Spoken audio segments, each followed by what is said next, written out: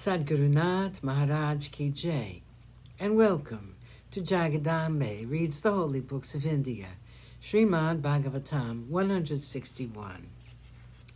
As you may remember, Satyavrata wanted to know how it was that he was one with the Lord.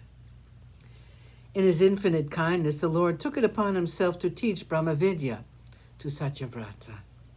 He taught him about jnana, bhakti, and karma yogas.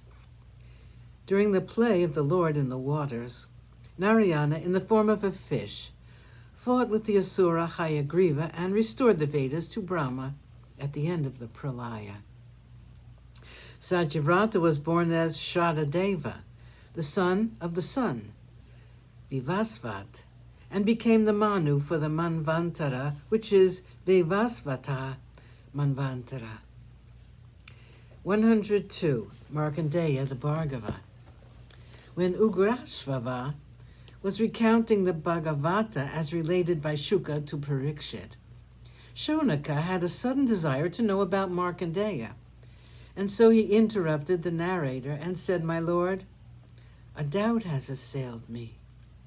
We have been told that at the time of the Mahapralaya, when the entire world had been submerged under the waters, Markandeya, the son of Mrikandu, did not suffer, since he was granted immortality. I am intrigued as to how it was possible.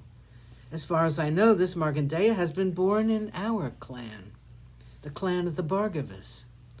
We have known him ever since he was born, and we have not witnessed any deluge so far. How then is it possible for this story to have a basis, that Markandeya was unheard during the pralaya?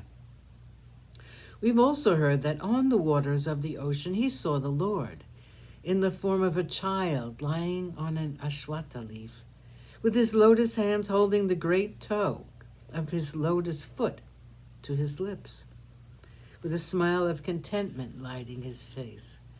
Please elucidate this seeming puzzle to us, my lord." Ugrasrava, the sutta, said, "Your question is proper and quite reasonable. Also, it gives me, and thus the world, a chance to relate and to learn the story of Narayana and an incident which has the power,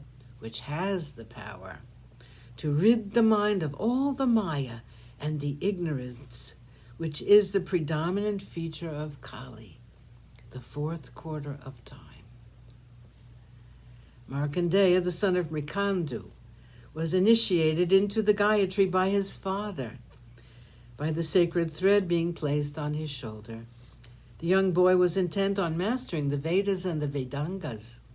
He studied them incessantly, and he had perfected tapas, svadhyayana. He was a Naishtika Brahmacharya. He was dressed in the bark of the tree. His hair was matted, and his face had a look of peace, which great yogis might well envy. The kamandalu graced his hand. Monji, the skin of the deer, were adorning him and enhancing his glow. The japamala was ever in his hand, and his lips were ever chanting the names of the Lord. Morning and evening, he would go out silently with a begging bowl and bring it back to his guru.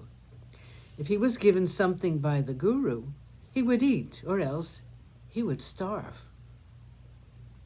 So devoted was he to his ways of worship that his accumulated tapas granted him conquest over death. It was a source of wonder to everyone. Brahma, Bhrigu, Mahadev, Daksha, and the other sons of Brahma, the Devas and the Pitris. This great yogi had no disturbances in his mind. It was calm and serene like a lake, and only the thoughts of Narayana found a place in his mind. Indra doubted the steadfastness of his tapas. He wanted to disturb the tapas of Markandeya. He sent his troop to play havoc in the mind of the yogi. Gandharvas were there to sing, and the Apsaras to dance. Manmata, the god of love, was leading them all, and his companions were Vasanta, the spring, and Malaya, the soft breeze which is said to kindle love. Sadhgurunath Maharaj Ki Jai. Thank you for coming. I hope you come again.